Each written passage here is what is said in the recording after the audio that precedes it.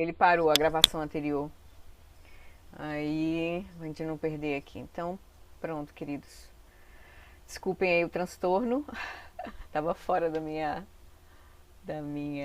alçada. Faltou energia aqui. Mas aí voltou. Eu espero que continue. Acho que quando os ventos dão aqui, parece que as antenas. É tudo muito frágil. Sansara, não Sansara, Flor. É isso mesmo. Tá bom, queridos. Eu vou fechar aqui os microfones, a gente segue e vou iniciar a prática novamente. Então, tá gravando. Deixa eu me reconectar aqui. Eu acho que eu fechei aqui. Só um minutinho. Vou ter que abrir de novo aqui. Ok. Vocês estão vendo a imagem da. Tá vendo a imagem, né? Ok, obrigada. Pronto. Então vamos lá. Então, queridos, encontre uma posição confortável. A gente vai seguir com a nossa prática. 4 fundações da atenção plena, como eu estava explicando.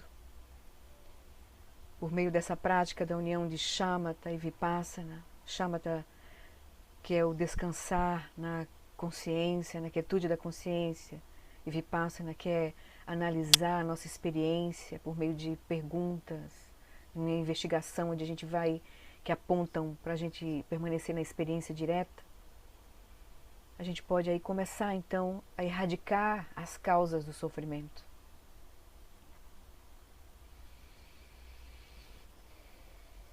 Então a gente começa deixando alguns momentos para verificar a nossa postura.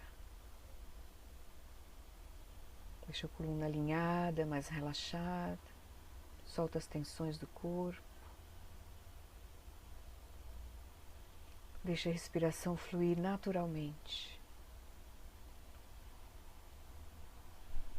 Você pode manter os olhos suavemente fechados ou abertos, com um olhar relaxado para essa prática de hoje.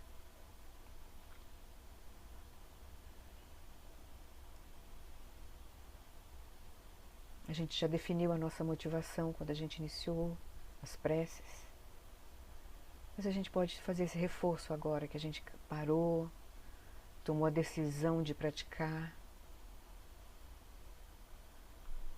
A gente pode lembrar, né, que por meio dessa prática, que eu, todos os outros seres, reconheçamos nossas qualidades inatas de consciência, de amor e compaixão e de sabedoria.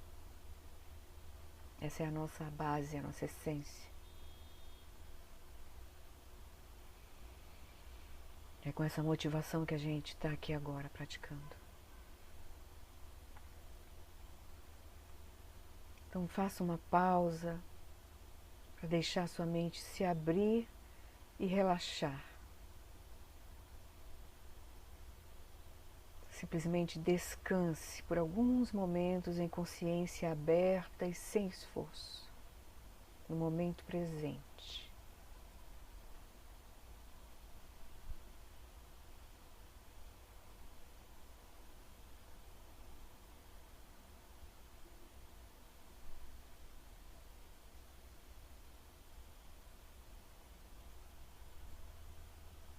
Num estado de apenas ser, ser consciente.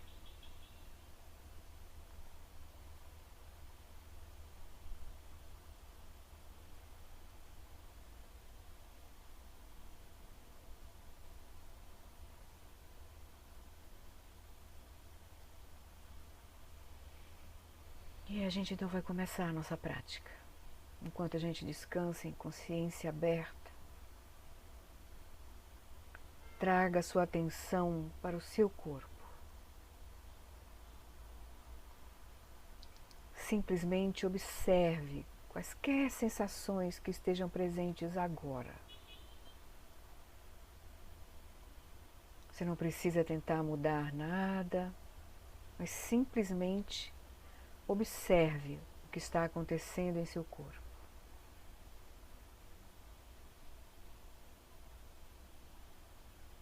Sinta a gravidade do seu corpo em contato com o assento.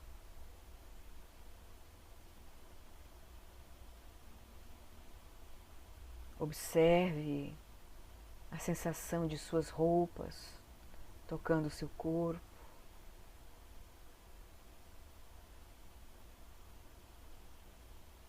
Observe o ar entrando e saindo do seu corpo,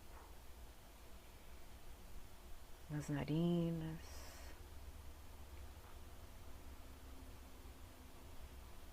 Observe que conforme você inspira, seus pulmões se expandem. E conforme você expira, eles se contraem.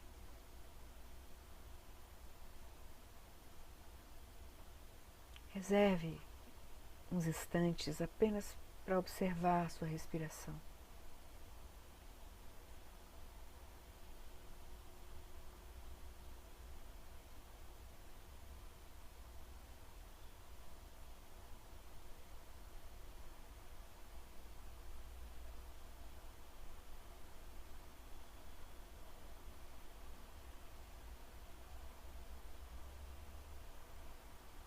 Agora traga a sua atenção para o topo de sua cabeça. Sinta essa região do couro cabeludo acima da cabeça, e no topo. E como se agora sua consciência fosse uma lupa, um scanner. A partir daí, do topo da cabeça, escaneie o seu corpo, da cabeça até os pés. Simplesmente observando quaisquer sensações que estejam presentes nas diferentes partes do seu corpo.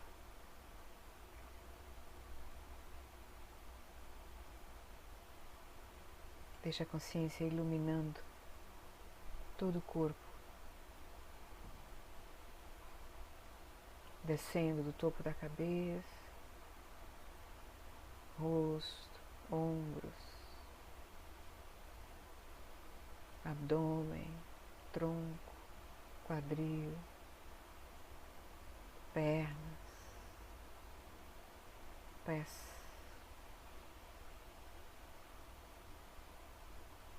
Quando chegar aos pés, você pode reverter a varredura e mover a consciência agora dos pés em direção ao topo da cabeça. Faça isso num ritmo que pareça natural e confortável para você. Deixe a consciência iluminando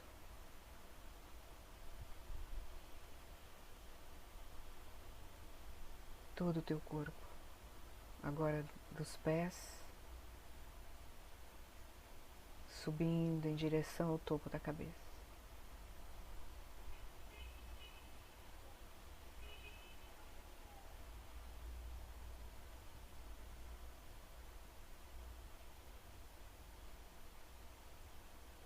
Não tenta visualizar, apenas experienciar diretamente as sensações que a consciência está iluminando.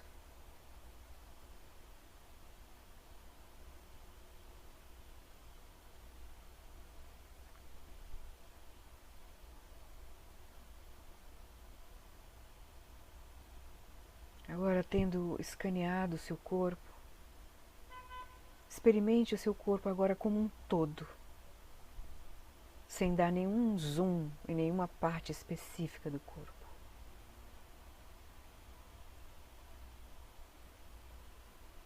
Observe como o seu corpo, como um todo, está constantemente mudando. A cada respiração, somos lembrados da natureza impermanente da realidade.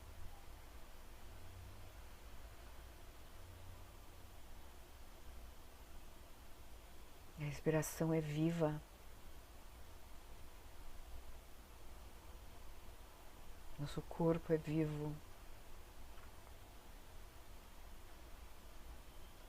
Podemos até, em um nível intelectual, entender como cada célula em nossos corpos está constantemente mudando.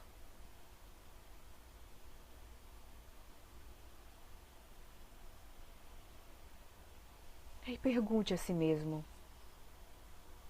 o meu corpo hoje é o mesmo corpo de ontem?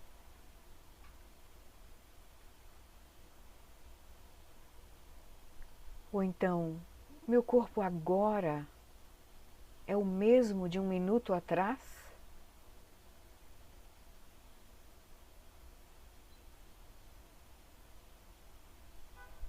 Não responda a essa pergunta em um nível intelectual, mas simplesmente sente-se com ela por uns instantes e veja o que você está vivenciando.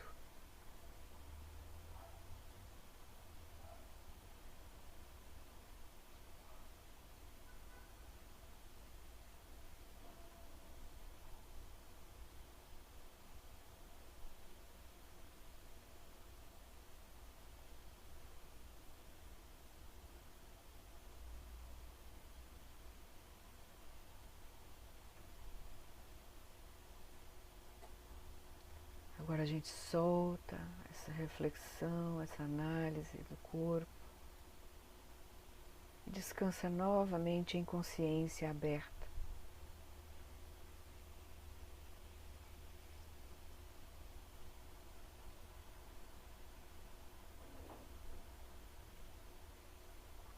Deixa a consciência repousar em seu próprio lugar por alguns instantes.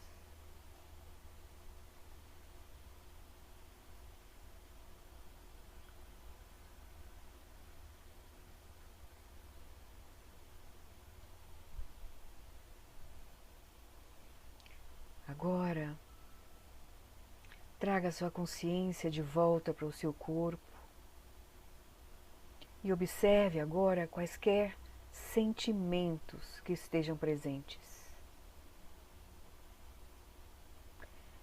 Pergunte a si mesmo se você consegue detectar algum sentimento, se ele é agradável, desagradável ou neutro. Você pode, por exemplo, sentir alguma dor ou desconforto em seu corpo. Isso gera uma sensação, um sentimento desagradável. Ou talvez você esteja sentindo alguma sensação agradável, como relaxamento, abertura, amplitude.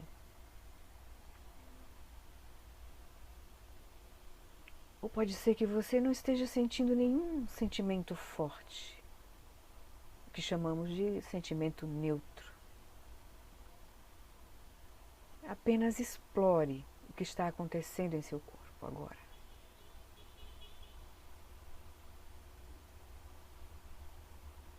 Nesse nível agora mais sutil.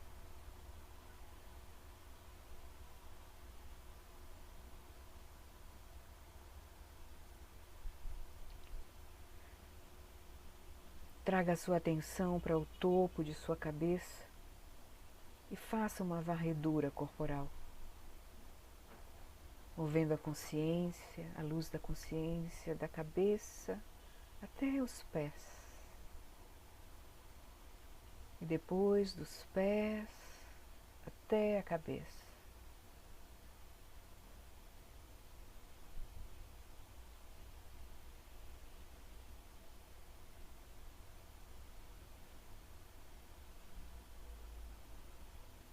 Agora veja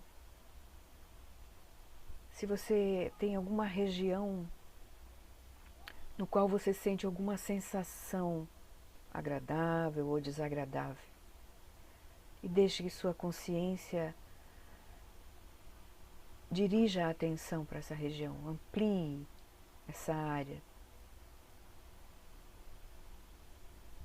Mas se você não estiver sentindo sensações agradáveis ou desagradáveis, observe o seu corpo como um todo.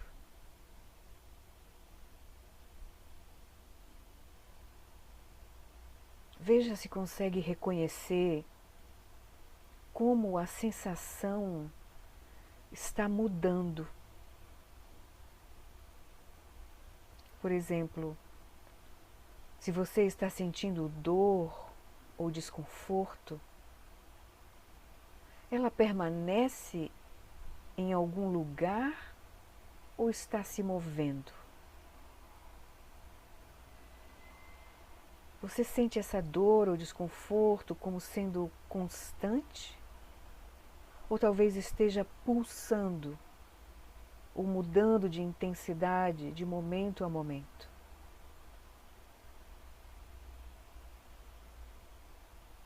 Seja curioso e explore as sensações em seu corpo, bem de perto.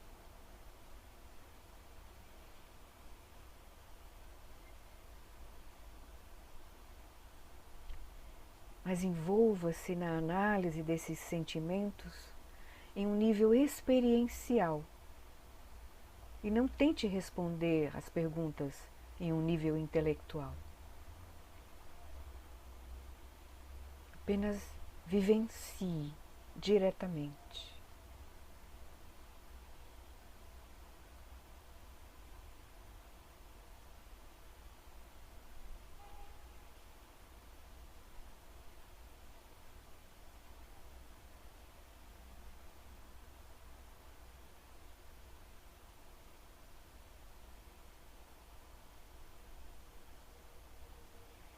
Agora a gente solta essa investigação dos sentimentos no corpo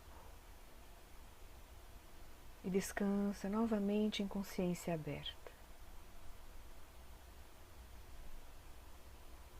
Deixa a consciência repousar em seu próprio lugar.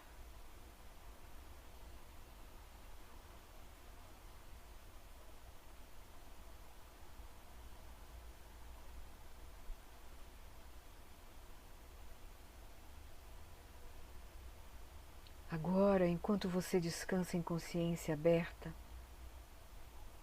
observe quaisquer pensamentos que estejam presentes em sua mente.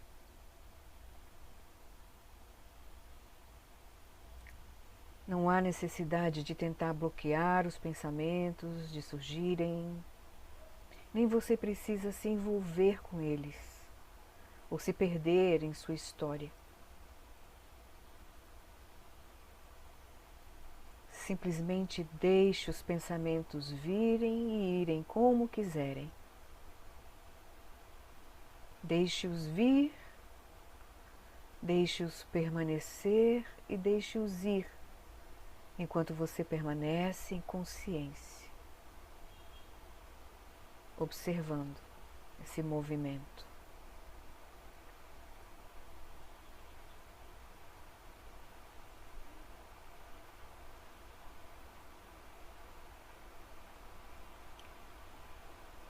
Observe a natureza impermanente dos pensamentos. Eles surgem, permanecem por alguns instantes e se dissolvem.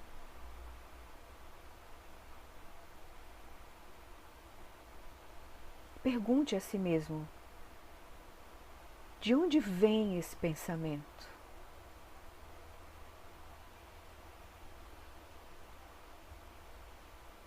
Onde ele permanece, mesmo que seja fugaz? E para onde ele vai?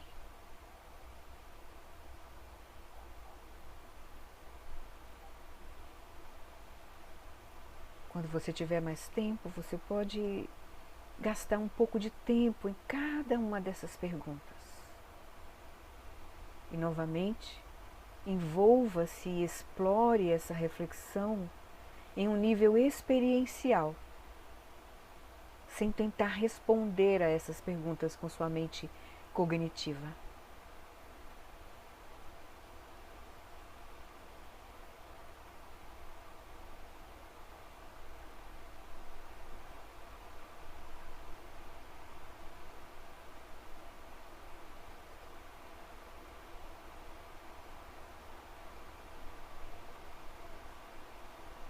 novamente, solte essa reflexão sobre a mente, os movimentos da mente e descanse novamente em consciência aberta.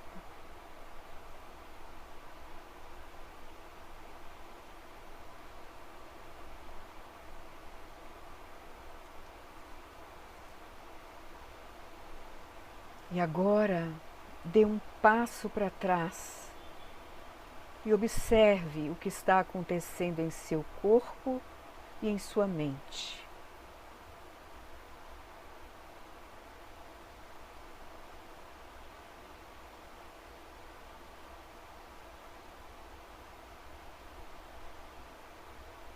Você pode também observar outras coisas relacionadas com os sentidos, como sons, cheiros, objetos visuais. Ou pode observar como a gente observou antes o corpo, as sensações táteis do corpo, os sentimentos e os movimentos da mente. O que quer que você esteja vivenciando, deixe ir e vir como quiser, enquanto você permanece em consciência.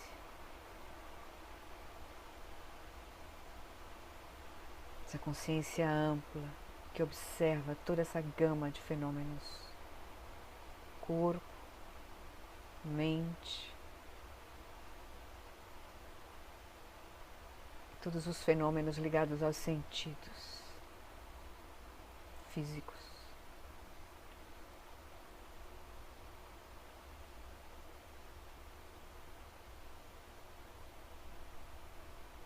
Você pode perguntar então a si mesmo: o corpo é separado da mente?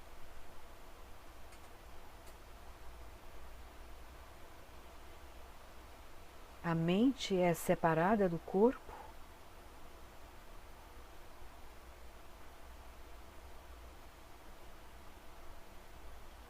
O corpo e a mente existem independentemente ou são interdependentes?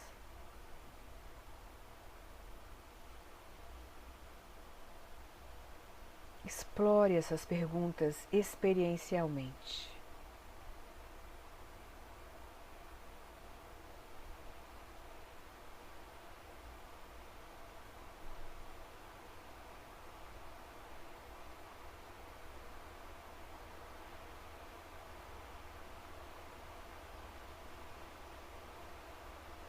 Agora a gente caminha para a finalização da nossa prática de hoje. A gente solta a investigação, deixa novamente a consciência repousar em seu próprio lugar.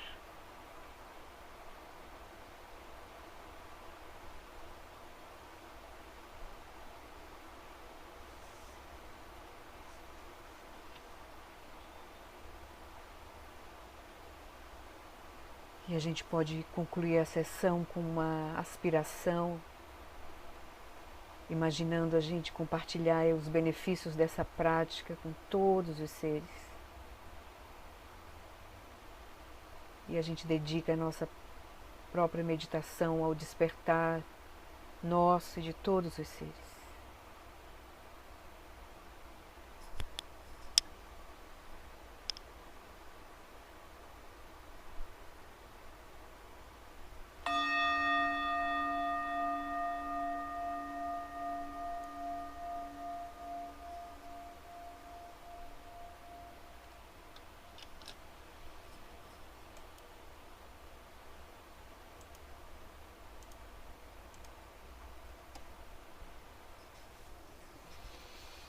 Tudo bem aí?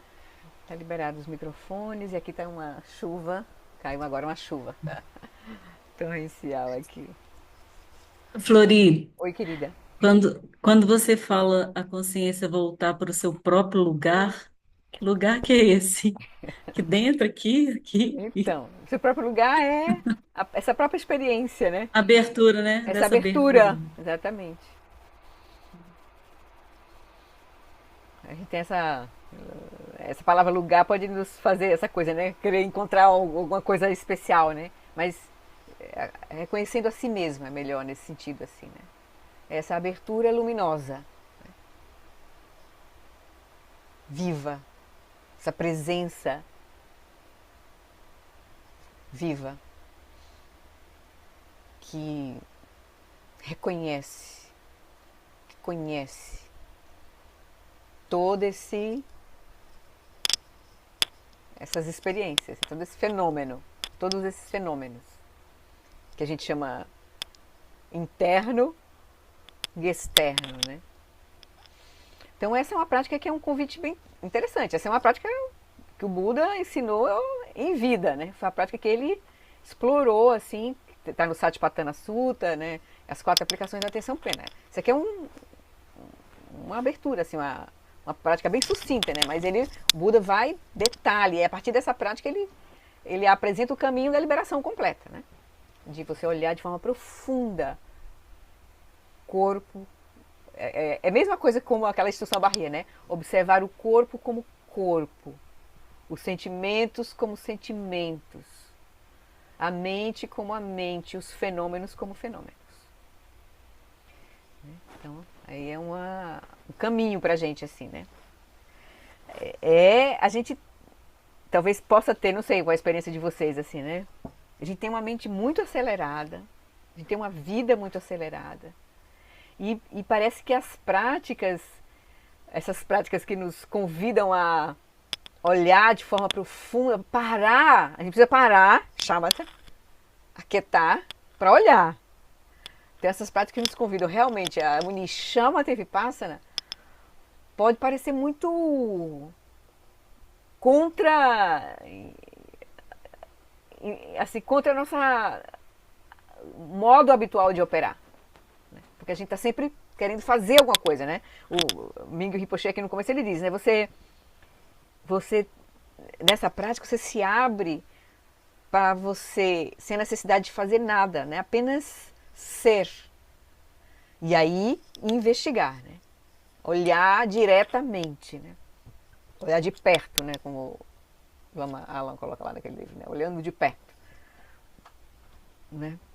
Então, olhando diretamente, né? Mas sem querer uma resposta intelectual, mas uma experiência direta, né? Você se abrindo para ver diretamente, né? Então, esse é o caminho que o Buda nos apresentou, né?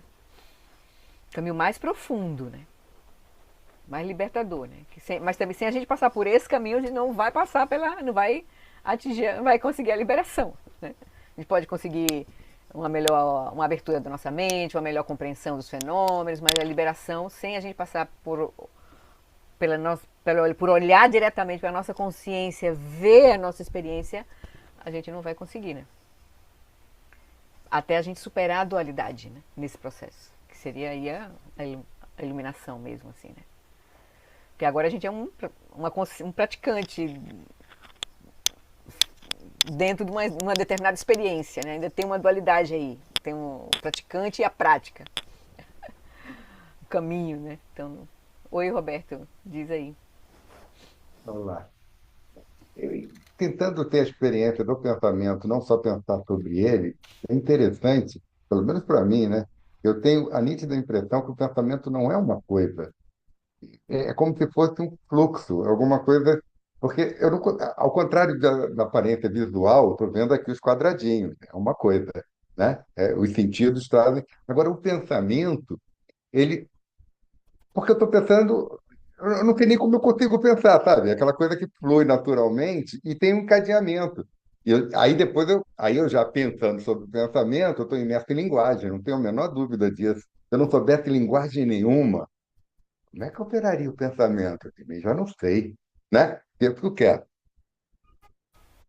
Aí vem um pensamento, eu não consigo percebê-lo como se fosse uma coisa. Entendeu? Eu Uhum, sei que ficou claro. uhum. É Vai aquela olhando, ideia, né? né? Agora É, é olhar. Agora a gente não vai encontrar respostas. Agora o convite é a gente olhar. Olhar e agora, ver na nossa experiência diretamente, né? sobre sentimento, não é tão difícil. Quando eu estou preocupado com alguma coisa, eu sinto um contexto de preocupação.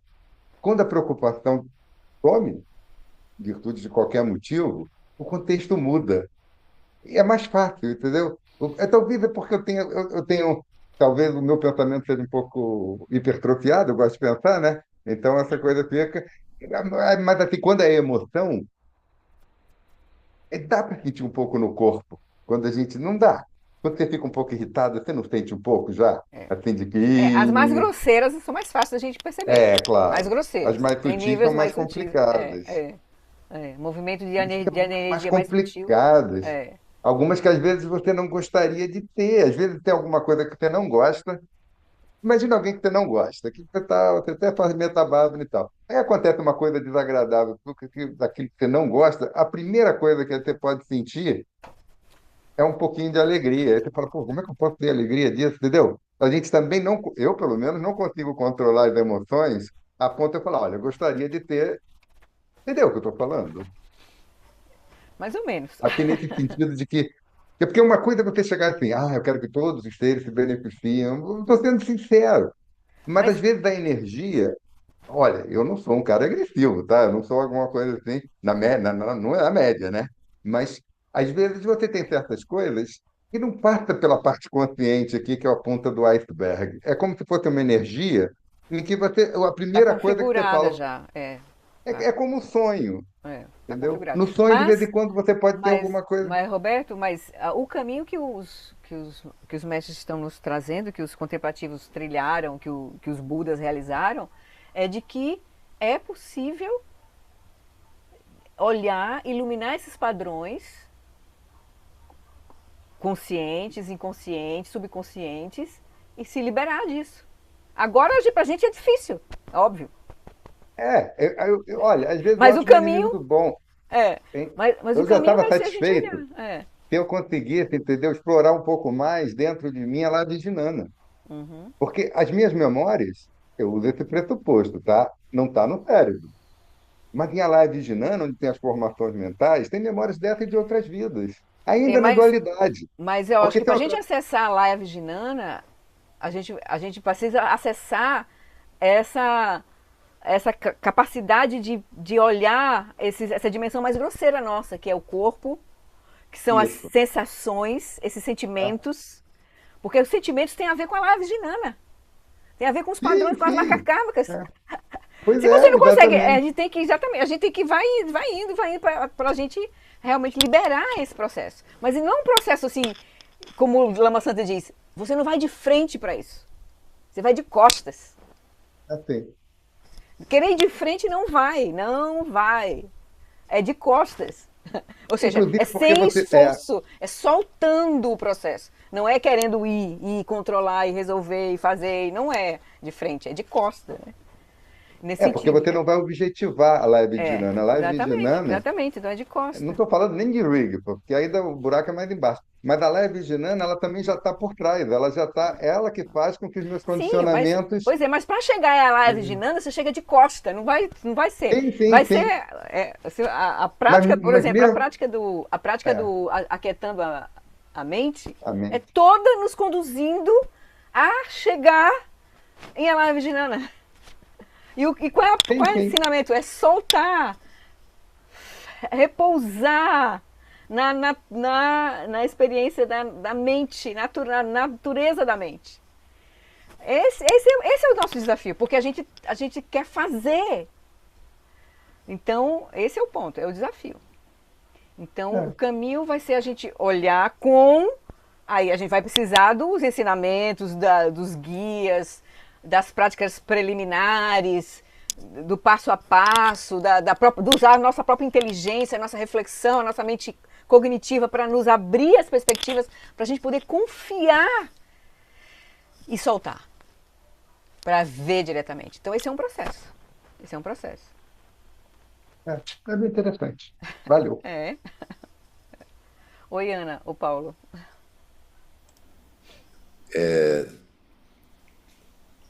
colocando uma outra perspectiva em relação ao que o Roberto colocou, a minha mente tem vários processos. Então, quando eu falo pensamentos, eu estou misturando nesse conceito Um monte de coisa. imagens, inferências, várias coisas. Então, não é o guarda-chuva pensamento, tem muitas coisas juntas, né? E É. eu vejo que tem as tintas dessas emoções, do gosto e não gosto, por exemplo, né? Mas tem outras muito sutis, assim, Tem que os 51 fatores mentais, por exemplo, né? Que é o estudo do Abhidharma, talvez. que é profundo, que é o estudo da psicologia budista, para desvendar essa. Por exemplo, a gente já olhou assim, a gente já ouviu o Lama Alan comentando um pouco, né? Mas o curso que o Mingyur Rinpoche está dando é exatamente sobre o Abhidharma, né? Então ele, em um momento ele sugere várias leituras e tem uma leitura bem interessante que é um livro é, A Mente na Perspectiva da em Buddhist Psychology, a mente na psicologia budista. Isso, é um deles. E aí, eles colocam, né, por exemplo, tem 5 fatores mentais que estão sempre presentes. Os sentimentos, a discriminação, que aí varia um pouco, dependendo de quem faz a classificação, esses fatores mentais variam um pouquinho, assim, as classificações. O São Capa tem uma classificação, aí tem esse outro Kempo que faz uma outra classificação, outro livro, mas no geral é mais ou menos isso. Então tem 5 fatores mentais que estão sempre presentes. Fatores mentais, eles são... Eles não são pensamentos, eles são pacotes de energia, padrões de energia, que configuram, são processos mentais. São pacotes de energia. Nossa mente está configurada nesses 51 processos, por exemplo, que eles foram, por exemplo, detectados. Tem classificações que tem um pouco mais, um pouco menos, mas, por exemplo, a nossa mente tem um monte de configuração de energia já pré-configurada para ela funcionar, né? Então, sentimento, discriminação, intencionalidade, contato e atenção, os 5 sempre presentes. Depois os que determinam, fatores que determinam o objeto percebido, que é a aspiração, admiração, atenção plena, concentração, inteligência, prajna. Aí tem os 11 virtuosos, processos mentais virtuosos. Fé, senso de vergonha, decórum, não apego, não ódio, não delusão, aqueles 3 que o Lama comentou, daquelas inteligências que ele estava ensinando pra gente. Perseverança entusiástica, flexibilidade, conscienciosidade, imparcialidade, não violência. São os 11. Então, só para a gente entender, nossa mente são 51. Aí tem os 5 aflições mentais, ignorância, apego, raiva, orgulho, a incerteza aflitiva, visões falsas. Depois tem as 20 aflições mentais derivadas dessas 6. Então, isso tudo são configurações de energia e fora os 4 que são variáveis, que é o sono, o arrependimento, a examinação grosseira e a análise sutil. Então, assim, só pra gente ter uma ideia, fora isso, tem os pensamentos, que isso aí é história, bababá, que tem a ver com o nosso contexto, com a educação, nananana. Então, se a gente for olhar, a gente tá na superfície, muito na superfície da nossa mente, vendo só umas ondinhas. Então, para olhar de forma profunda, tem que mergulhar. É o que Não eu que a gente sinto precisa mais essa. desvendar, não que a gente precisa desvendar tudo isso. A gente precisa iluminar o processo, ver como é que a mente opera e liberar. O ponto não é você ter que olhar cada coisa dessa, entender, não. É soltar. Porque na hora que a gente pegou o fio de soltar, isso tudo cai por terra. Mas aí é um processo, né?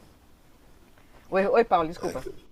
É que muitas vezes, durante a condução dessas meditações, eu vejo que percebo depois que a coisa já aconteceu.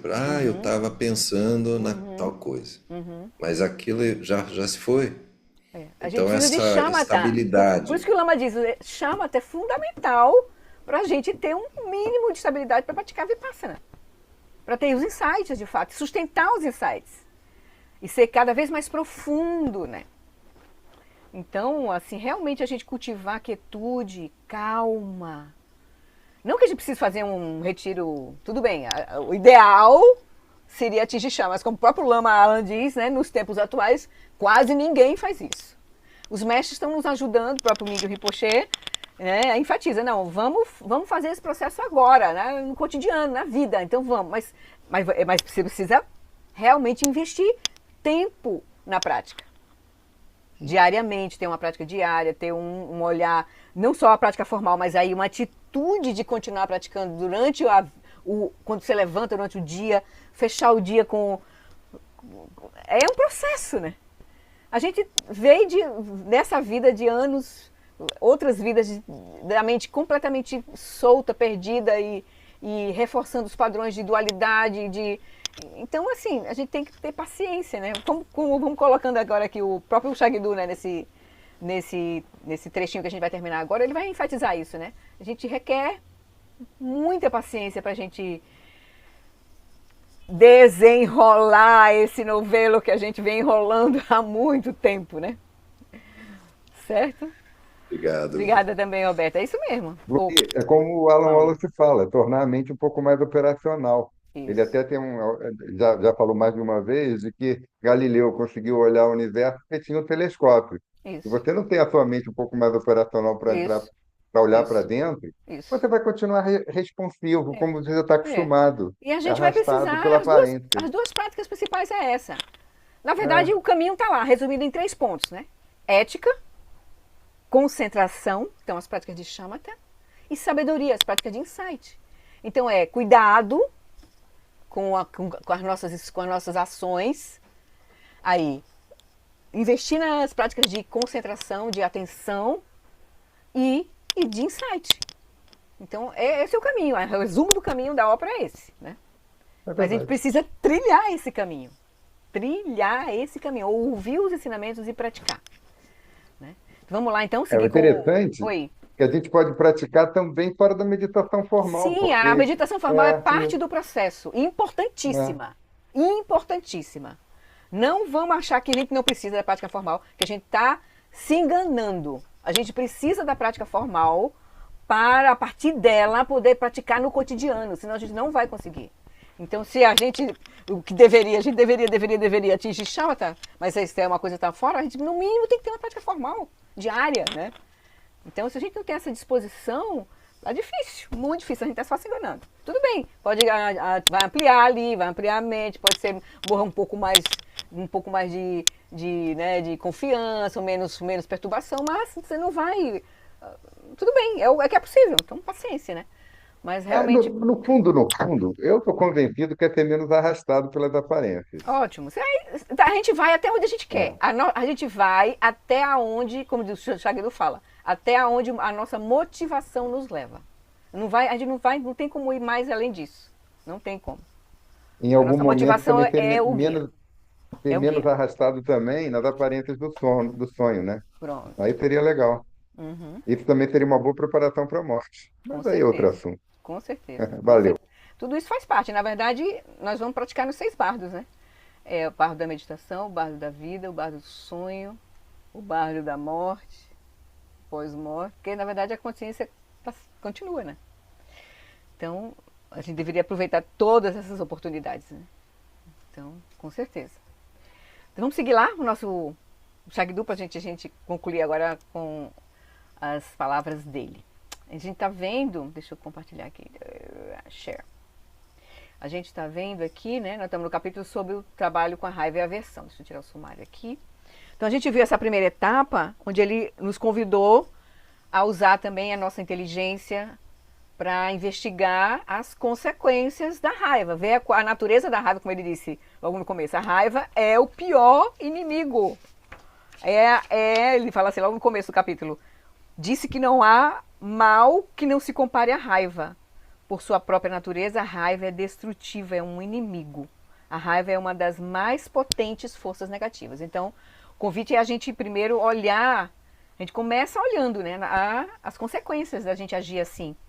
A gente vê na nossa vida e também quando a gente recebe, objeto da raiva de alguém, por exemplo. Então a gente vê também, olhar para o outro, a gente deveria olhar para o outro dessa perspectiva, de ver que a raiva também não é boa para o outro. E a gente deve desenvolver compaixão também. Então a gente desenvolver autocompaixão por nós mesmos e muita paciência para poder a gente não, né, ceder, não nos deixar conduzir pelos padrões habituais de resposta que a nossa raiva nos leva, né? E tentar ver que nós somos responsáveis, né, pelo que nos acontece, né? Então essa é a primeira parte da reflexão sobre as consequências da raiva, sobre a responsabilidade que a gente tem, sobre como a gente devia olhar para as pessoas que também manifestam raiva, né? Procurar ver que a raiva é um inimigo para nós e para os outros. Então a gente devia ter compaixão, né? Desenvolver compaixão pelas pessoas que também têm raiva, que manifestam raiva em relação a nós, né? E aí não simplesmente percebê-los como inimigos, né? Porque o inimigo, na verdade, é a aflição. Esse é o nosso inimigo, né? Dos outros, o nosso é a aflição. Então, ele diz que a gente tende a fazer o método de contemplação errado. A gente contempla para focar o problema, né? E tá botando lenha na fogueira do problema. Essa é uma contemplação inadequada. A gente deve fazer essa contemplação para ver, para sair desse padrão, para liberar esse padrão, para ver que a gente pode liberar esse padrão, né? E agora ele vai falar um pouco né, ele diz, ao contemplarmos assim repetidamente, aprendemos a reagir à agressão, no caso dos outros em relação a nós, com compaixão. E a responder à raiva com bondade. E a que se a raiva surgir em nós, que a gente possa, então, manifestar bondade, né? Entendendo que ela é o problema. É como, ele diz, é como você responder à raiva com raiva, é como se você se agarrasse a um louco que vai se jogar de um precipício. A gente se joga junto também, né? Então a gente é arrastado junto, né? Mas a gente precisa olhar na nossa experiência. É assim mesmo? A gente precisa olhar. É assim mesmo? Aí a gente vê os nossos episódios de raiva, né? Com o que a gente sentiu, o que a gente moveu ao nosso redor, o que escolhas a gente fez, qual foi o resultado das escolhas. Então a gente vai, né, ver que realmente a gente sofre. Isso gera confusão, né, para nós e para os outros, né? Aí ele vai agora nos apresentar o outro método, né? Um outro método que podemos empregar é adquirir consciência da qualidade ilusória da nossa raiva e do objeto da nossa raiva. Porque sempre que tem raiva, a gente tem raiva, ela está direcionada a algo, né? O objeto da nossa raiva. Se, por exemplo, alguém lhe diz, você é um indivíduo mau, pergunte-se, será que isso me faz ser mau? Porque alguém está dizendo isso para mim? Se eu fosse um indivíduo mau e alguém dissesse que eu sou bom, isso faria de mim um indivíduo bom? Então, se alguém diz que carvão é ouro, ele passa a ser ouro? As coisas não se transformam apenas porque alguém diz isto ou aquilo. Então, por que levar essas palavras tão a sério?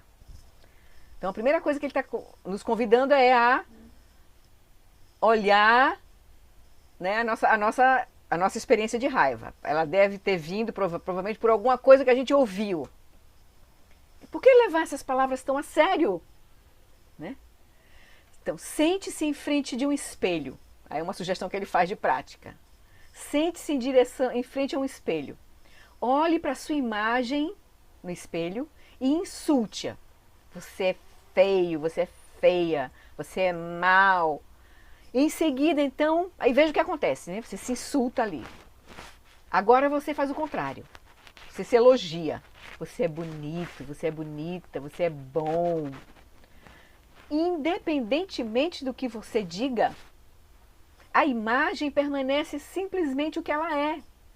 Elogios e críticas não são reais em si.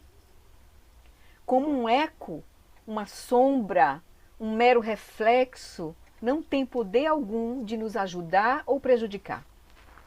Elogios e críticas. A gente tem uma sensibilidade muito grande. Tanto para elogio, porque inflou o nosso ego, quanto crítica, que a gente se sente, né, ameaçado. Então, ele diz, são palavras. Se você ouvisse uma crítica em uma língua que você não entende, aquele som não chega até você. Certo? Então, à medida que praticamos desse modo, começamos a compreender que as coisas são desprovidas de solidez, como um sonho ou uma ilusão. Criamos um estado mental mais espaçoso quando a gente começa a olhar assim. As palavras como palavras. A gente não tem controle sobre o que as pessoas falam. A gente quer ter, mas não tem. Então a gente devia ouvir palavras como palavras. E não como colocando um significado ali, né? Então quando a gente começa a olhar assim, como ele diz, né? À medida que praticamos desse modo, começamos a compreender que as coisas são desprovidas de solidez, como um sonho ou uma ilusão. Criamos um estado mental mais espaçoso. Um estado que não é reativo, que não é tão reativo. Então, quando a raiva aparece, em vez de responder imediatamente, podemos olhar para ela e perguntar: o que é isso? O que está me fazendo ficar vermelho e tremer? Onde está? Então, o convite é de você olhar para a emoção, não olhar para o objeto que disse aquilo que... Não. Olha para, como a gente fez agora, olha para o sentimento. Procura ele, onde é que ele está? O que é isso? O que descobrimos é que a raiva não tem substância, porque a gente vai encontrar, tem um tremor aqui, tem um coração pulsando, tem vários pensamentos surgindo, né? Por exemplo, né? Tudo está ligado a um fenômeno que a gente que pode ter acionado a nossa raiva, né? Veio a nossa raiva, mas vem com tudo, um monte de coisas. A gente vai ver que são vários aspectos que estão acontecendo ali. Não é uma coisa, né? Então, o que descobrimos é que a raiva não tem substância, que não é uma coisa que possa ser encontrada. Então, é um conjunto de fenômenos. Então, assim que nos damos conta de que não conseguimos encontrar a raiva, podemos deixar a mente em repouso. Porque na hora que a gente está, na verdade, olhando, a gente já está se separando do processo. Então, o olhar é o processo da liberação. Porque a gente está se separando. Quando a gente está vendo, a gente não está mergulhado dentro da raiva, tomado pela raiva. A gente está podendo observar a mão assim, o coração assado, as imagens, lembranças, taquicardia, né? Aí você começa a olhar, o que acontece? Vai acontecer espaço, com certeza. Aquilo vai cessar, porque está em constante... É um fluxo, que ele só se sustenta mais tempo porque a gente mantém a lenha na fogueira. Quando a gente está olhando, a gente está tirando a lenha da fogueira. E a gente está podendo ver, e aí a gente está não está ali alimentando, né, o fenômeno. Então ele diz, então a gente pode, quando a gente vê que a gente não encontra a raiva como algo, a gente pode deixar a mente em repouso. A gente não reprime a raiva, não reprimimos a raiva. O convite não é para reprimir, é para experienciar. E isso é o grande desafio, porque a gente quer se livrar da raiva. Quando a raiva surge, a gente quer se livrar da raiva, porque é uma energia muito, muito intensa. Então a gente quer se livrar. Olhar, ficar com a raiva já é um processo muito, muito corajoso. Ficar com a raiva. Olhar para ela, então, a gente pode, né? É poderoso. A gente conseguir fazer isso, a gente vai ver como a gente vai desativar esse padrão. Como vai ser poderoso esse processo. Aí, eles não vamos reprimir a raiva, não a afastamos, nem nos envolvemos com ela. Apenas deixamos a mente repousar em meio a ela. Podemos ficar com a própria energia, simples e naturalmente permanecendo cientes dela, sem apego e sem aversão. É um movimento de energia intenso. Então, constatamos que a raiva, assim como o desejo, que foi o capítulo anterior, na realidade não é o que pensávamos ser.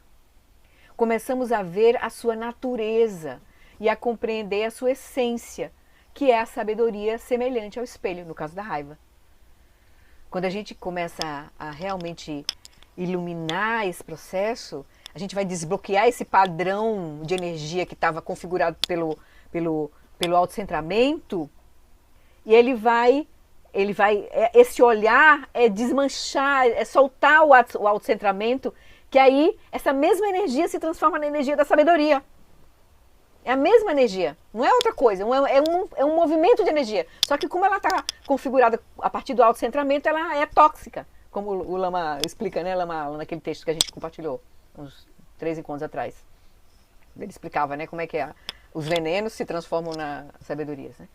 Então, agora quando a gente começa a olhar, a gente libera, quando a gente começa a ver a natureza e compreender a sua essência, a gente vai ver que a energia da raiva se transforma na energia da sabedoria semelhante ao espelho, ou a energia da luminosidade, né? Sabedoria uns chamam de clara luz,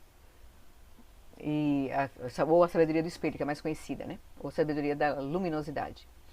Então, fazer isso pode soar fácil, mas não é. Então, Shagdu está dando a real. E a gente sabe, né, pela nossa experiência, que não é fácil. A raiva nos estimula e nós perdemos as estribeiras, de um jeito ou de outro. Nós ficamos furiosos, julgamos ou reagimos, nos envolvendo com o que nos contrariou. Porque a gente imediatamente foca o objeto, né? Foca o objeto da nossa raiva. Nosso hábito de revidar dessa forma vem sendo reforçado vez após vez, vida após vida. Se nossa compreensão da essência da raiva for apenas superficial, nós vamos verificar que não seremos capazes de aplicá-la às situações da vida real. Então, não vai funcionar. Né? Na hora que a gente, eu fico aqui uma coisa super, raiva é isso mesmo, é a sabedoria do espelho. Tá, não é uma coisa superficial. Não é, você não está olhando de forma profunda. Então, na hora que você enfrentar uma situação, você embarca diretamente na confusão, na raiva. Você não consegue desativar, porque você não está olhando de forma profunda, de fato. Então, há um famoso conto folclórico tibetano sobre um homem que estava meditando em retiro. Alguém veio vê-lo e perguntou: "E que você está meditando?" Aí ele disse: "Na paciência." Aí o cara disse: "Você é um idiota." Isso deixou o meditador furioso e ele imediatamente começou uma discussão, o que mostrou exatamente quanta paciência ele tinha. Então, somente pela aplicação sistemática, que é o recado, né, agora, somente pela aplicação sistemática e contínua desses métodos, dia após dia, mês após mês, ano após ano, é que conseguiremos dissolver os nossos hábitos arraigados. O processo pode levar algum tempo, mas nós, sem dúvida, iremos mudar. Veja com que rapidez mudamos em termos negativos. Estamos felizes e então alguém nos diz ou faz algo e logo ficamos irritados. Mudar, então é fácil mudar de um estado de tranquilidade para um estado de irritação, é fácil. Agora, mudar de modo positivo requer muita disciplina, esforço e paciência.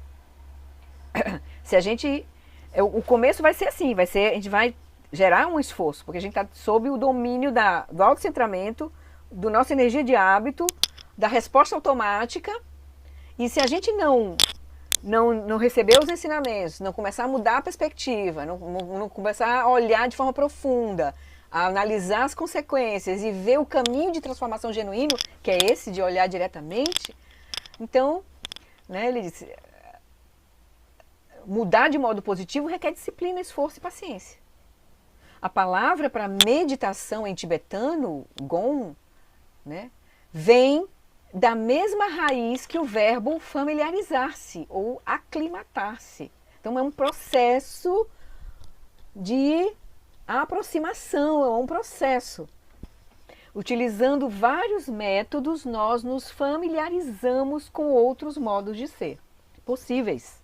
E a gente vai ver, à medida que a gente vai conseguindo compreender, depois olhar diretamente, depois desativar algum episódio, ou então imediatamente a gente já se lembrar de aplicar. Não, enfim, vai depender do nosso envolvimento de fato, né? Então, há uma expressão, né, que se diz assim, é uma expressão, até um elefante pode ser domado de diferentes maneiras. Porque o elefante é um animal enorme, né? Pesado.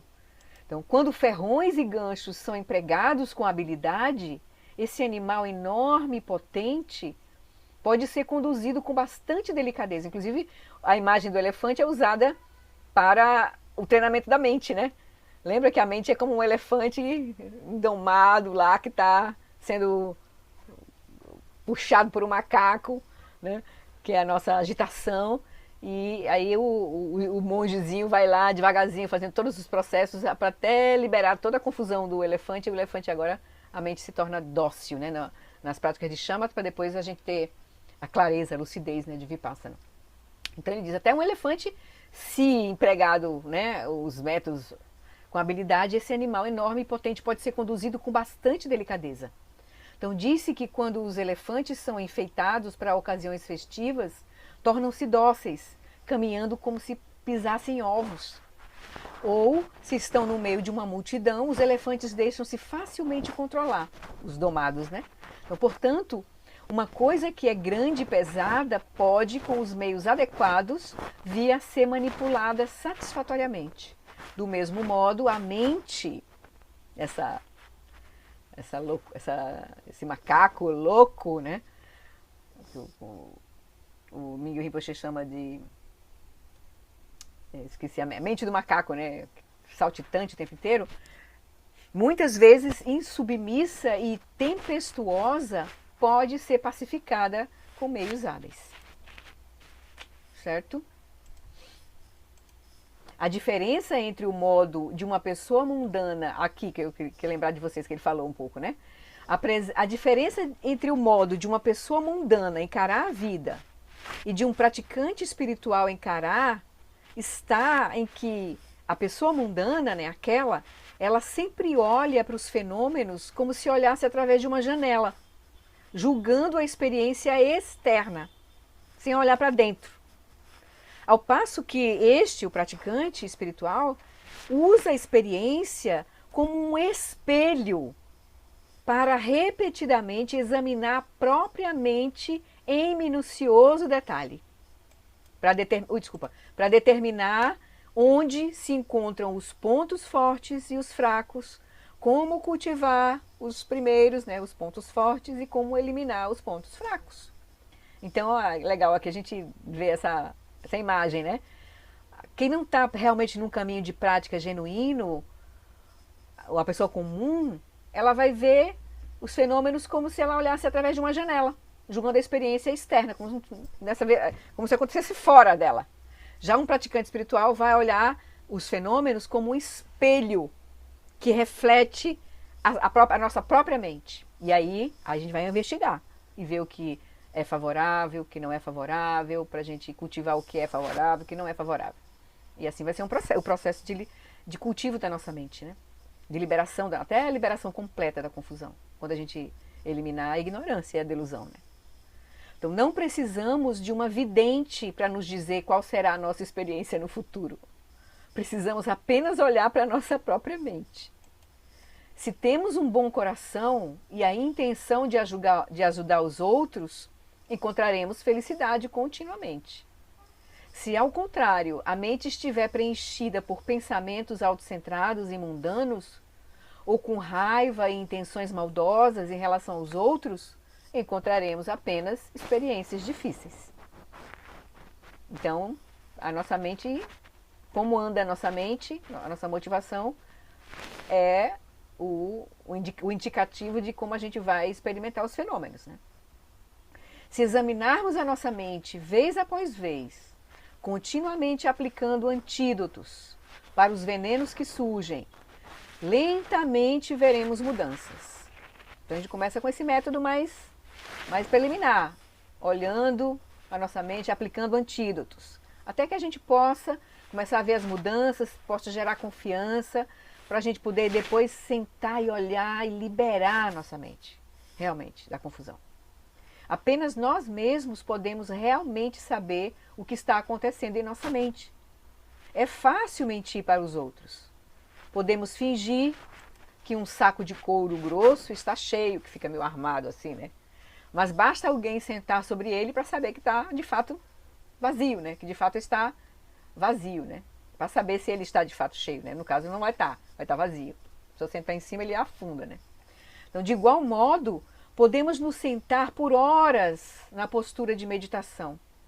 Mas se pensamentos vindos dos venenos circulam pela mente o tempo todo, estaremos apenas fingindo fazer prática espiritual.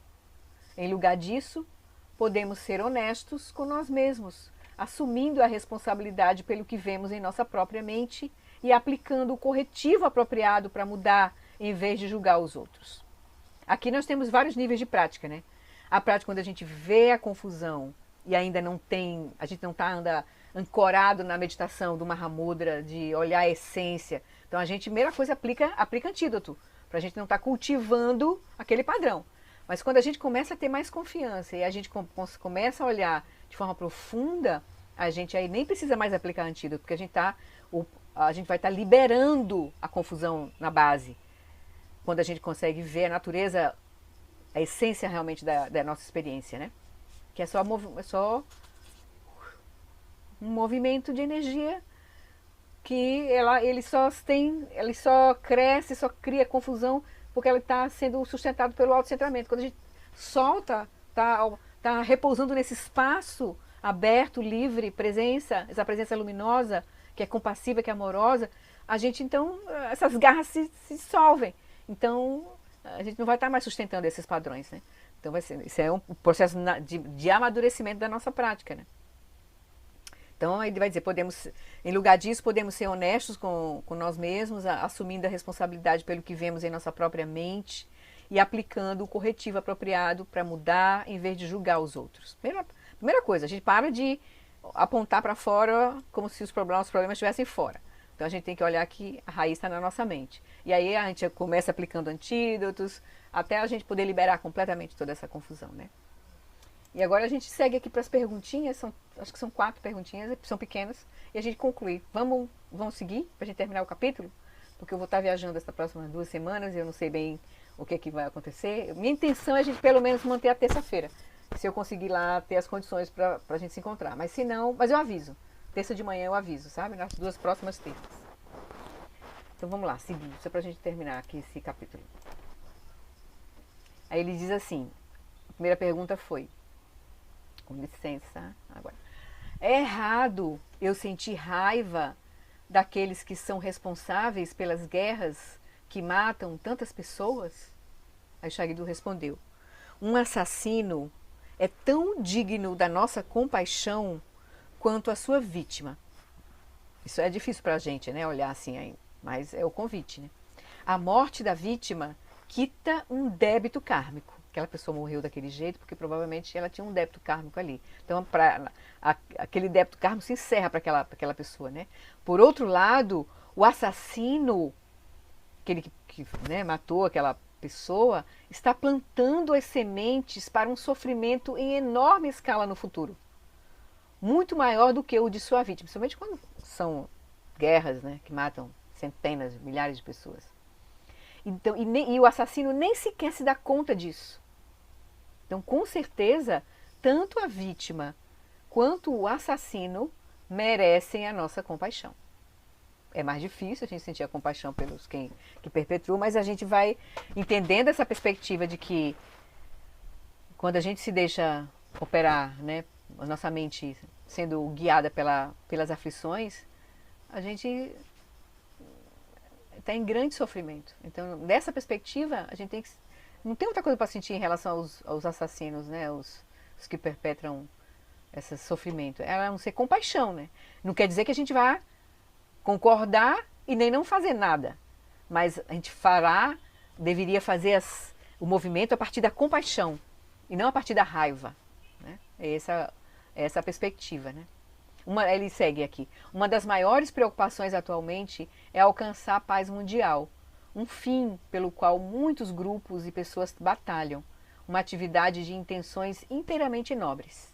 Todavia, se a agressão se faz presente nesses grupos que batalham, né, pela paz, se estamos brigando pela paz, se um grupo diz ao outro, vocês não estão criando paz no mundo e por isso vamos nos livrar de vocês, então estaremos tão somente alimentando a raiva que deu origem à ausência de paz desde o início. Então a gente não vai curar a raiva com a raiva, né? Ele quer dizer. Em vez disso, precisamos desenvolver a compaixão e o desejo de ajudar todos os envolvidos naquilo que for possível, como for possível, né? E fazendo o que é necessário para que a raiva cesse, né? Essa aflição cesse de ser manifestada. Então, nosso empenho para criar paz no mundo dependerá de como nós, como indivíduos, reagimos às situações. Se expressamos raiva, ódio, aversão e agressão, vamos apenas exacerbar o problema.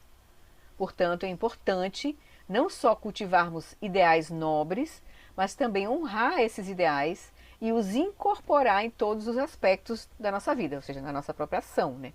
Que o Dalai Lama é um exemplo muito interessante disso, assim, né? Quando o posicionamento que ele adotou em relação aos chineses, né? Não gerar ódio, não gerar raiva.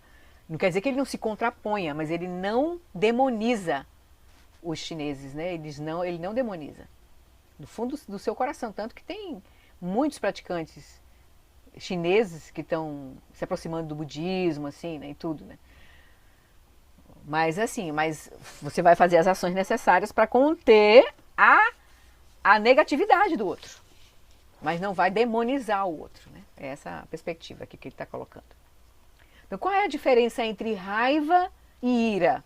Ira ele colocou aqui como uma ação irada, nesse sentido assim, né? Compassiva irada, né? Então a diferença está na motivação. A ira, usando essa palavra aqui como a representação de uma ação compassiva, mas só que com essa energia, né? Então ele diz, a ira é baseada em uma compaixão profunda e em uma motivação altruísta.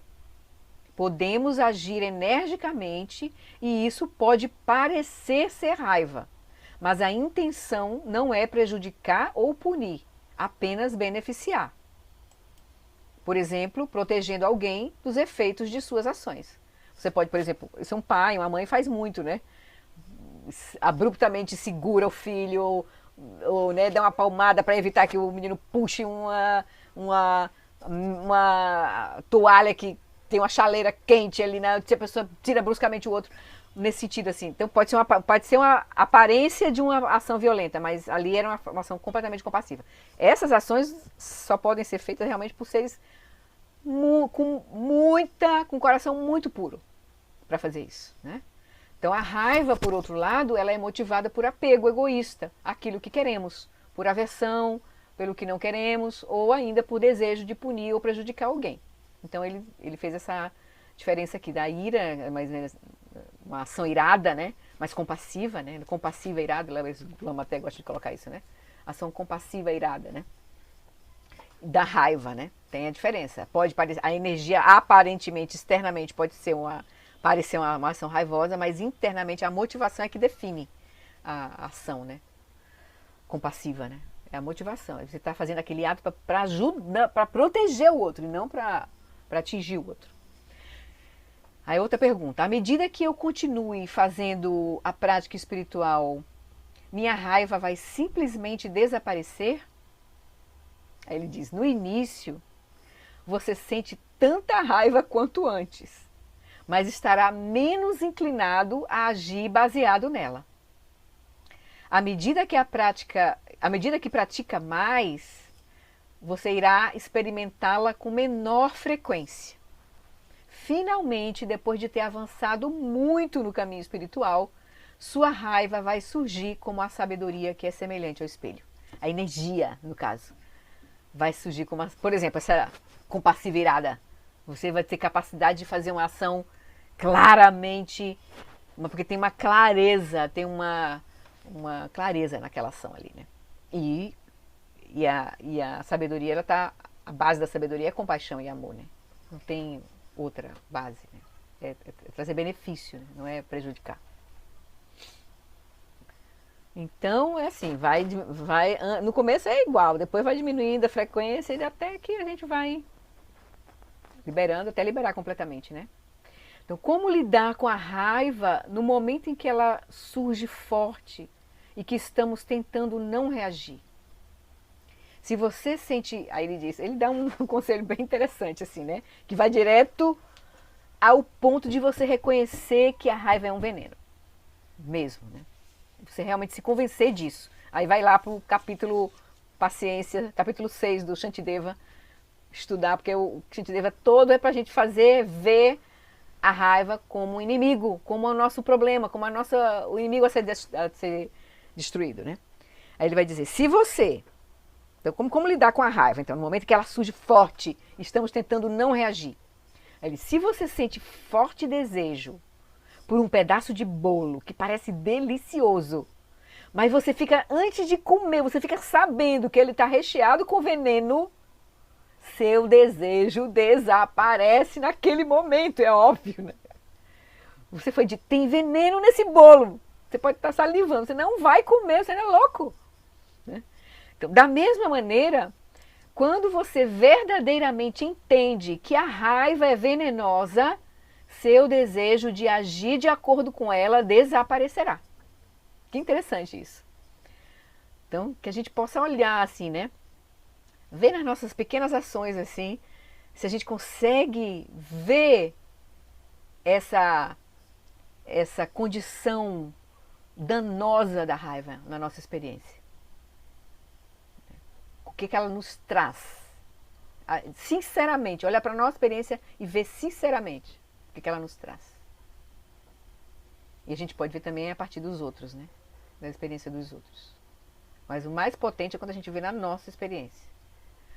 Aí acho que é a última pergunta. Podemos deduzir que pelo fato de termos raiva e desejo infindáveis, temos o pecado original, isto é, nossa natureza, nossa verdadeira natureza é inerentemente imaculada?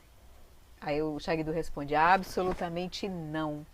Se nossa natureza fosse imaculada, os métodos espirituais não poderiam reduzir a negatividade e trazer à tona nossas qualidades positivas.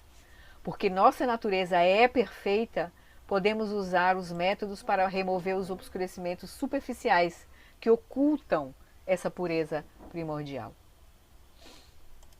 E aí a gente terminou o capítulo.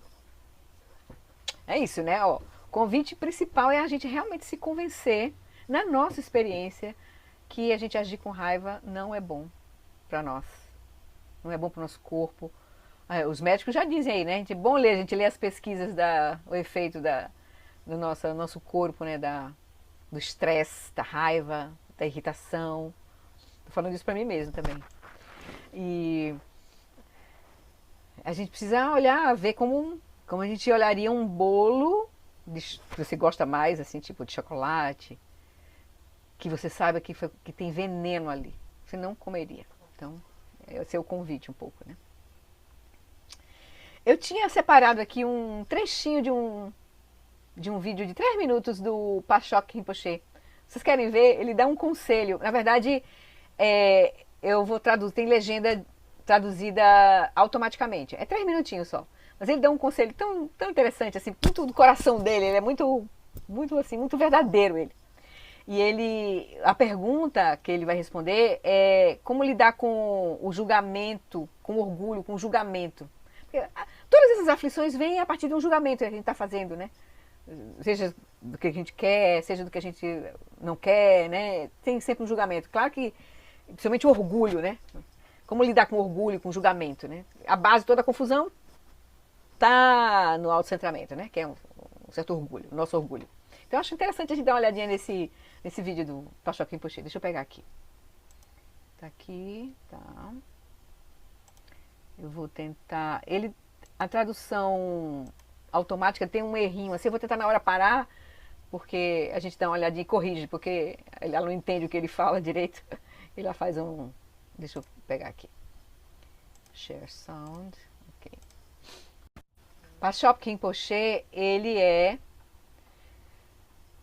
neto do Tuku Urgyen. É primo do Mingyur Rinpoche, do,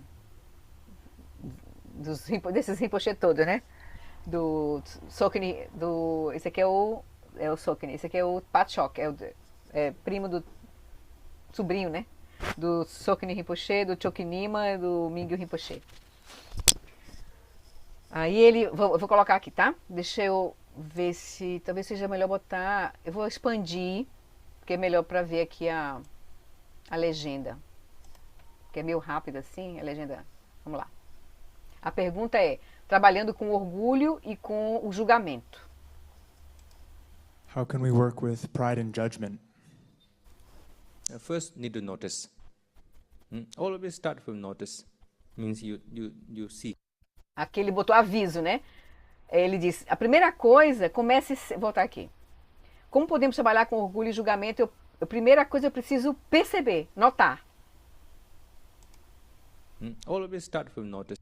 Sempre comece por. Aí ele botou aviso aqui, né? Mas não, sempre comece por notar, notice, por perceber, por reconhecer. Primeira coisa.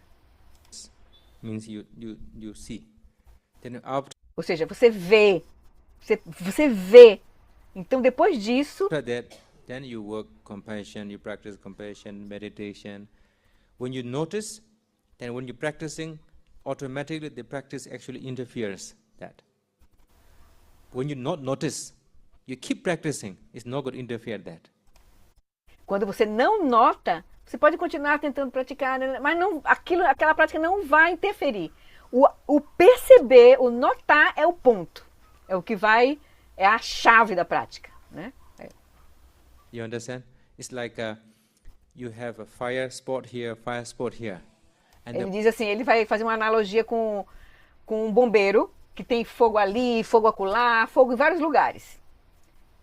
one blind man goes with the water stinger, fire stinger. He doesn't. Aí a pessoa pega ele botou ferrão de fogo, né, com fire stinger, com o extintor de fogo. O extintor de fogo, tem vários pontos de fogo, e a pessoa pega o extintor de fogo, aí ele diz, See well, but he goes for hours. The fire doesn't goes down. But person who can see, boom, boom, finish. aí ele disse, se você é como uma pessoa que vai pegar um extintor de fogo e não está vendo direito, você vai pegar o extintor, vai fazer assim, não vai apagar o fogo, você não está vendo o fogo. Agora, se você vê claramente onde está o fogo, aqui, aqui, aqui, então, imediatamente, você extingue o fogo, porque você viu. Então, esse é o convite que ele está dizendo, ele está fazendo uma analogia. A chave da prática para a gente trabalhar com as aflições é você ver diretamente elas, olhar para elas. So what I see a lot of practitioners, they don't do recognition, they keep meditating. So they are blind, but they keep throwing the water. But they're not transforming. Yeah? Aí ele diz que o que ele vê os praticantes é assim, eles não reconhecem a confusão e continuam lá praticando. Isso é como a pessoa que está jogando água sem ver onde é que está o fogo. Porque não está indo ao ponto da coisa, né? Não está havendo transformação, porque não está vendo. So that's why to see, acknowledge, I don't know. See, say, okay, all right, okay. That is in knowledge, then it's fine. See it, okay, then meditate. Meditation, compassion, every start going to work naturally there. So noticing is very, very important. Reflection is important. Then, the most important, the door of the true practice. How to open your heart is you're sincere.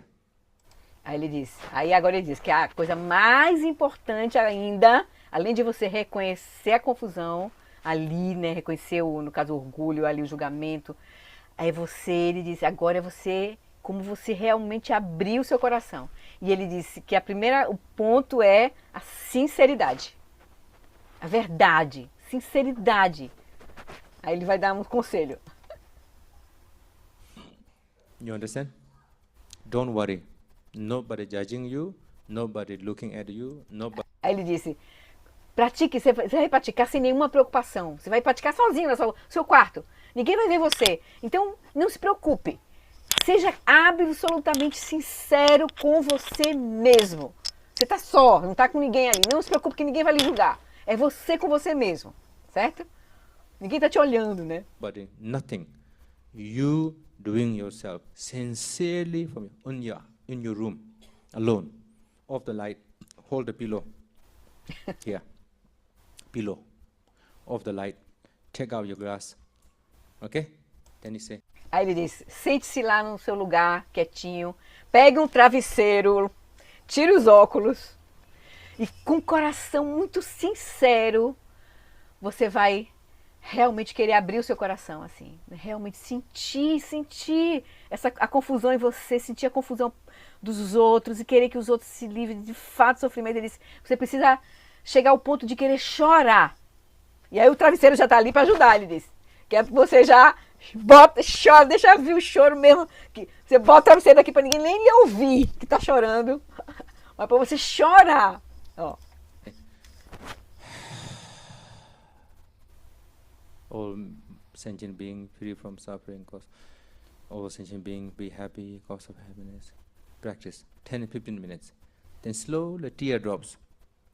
I don't know, one day, no second day, but one day you're going to get. When the tear drops, you hold the pillow and you loudly cry.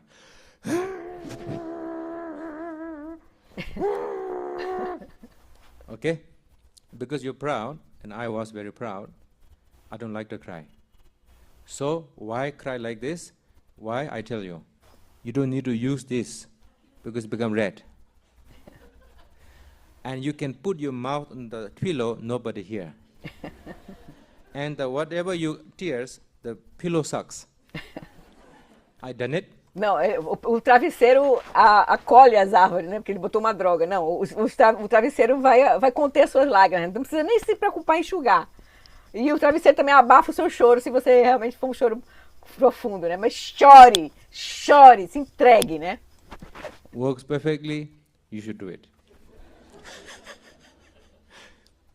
You need to crack one time. The pride need to crack one time. Yeah, then it's okay. Yeah.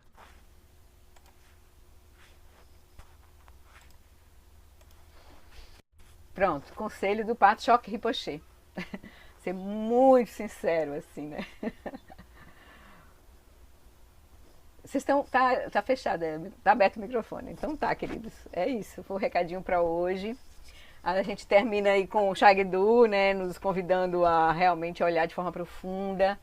E o Pachoque Rinpoche, com a sinceridade dele, ele é muito engraçado, assim. Ele é muito assim, ele é muito sincero, ele é muito direto, assim. É muito maravilhoso ouvi-lo também, Pachoque Rinpoche. Muito bacana. Nossa, não conheço como ele é jovem, né? É.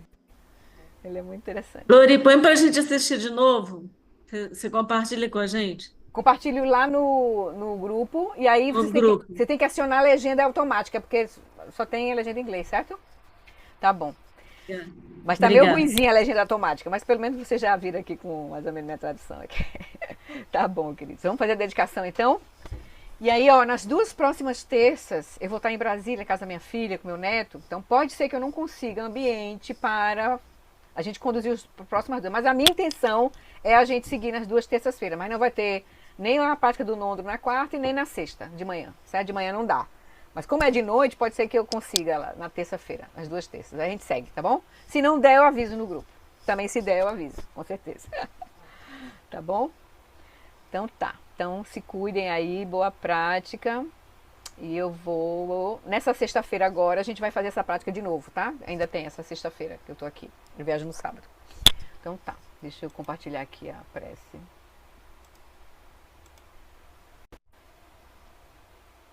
Então vamos lá.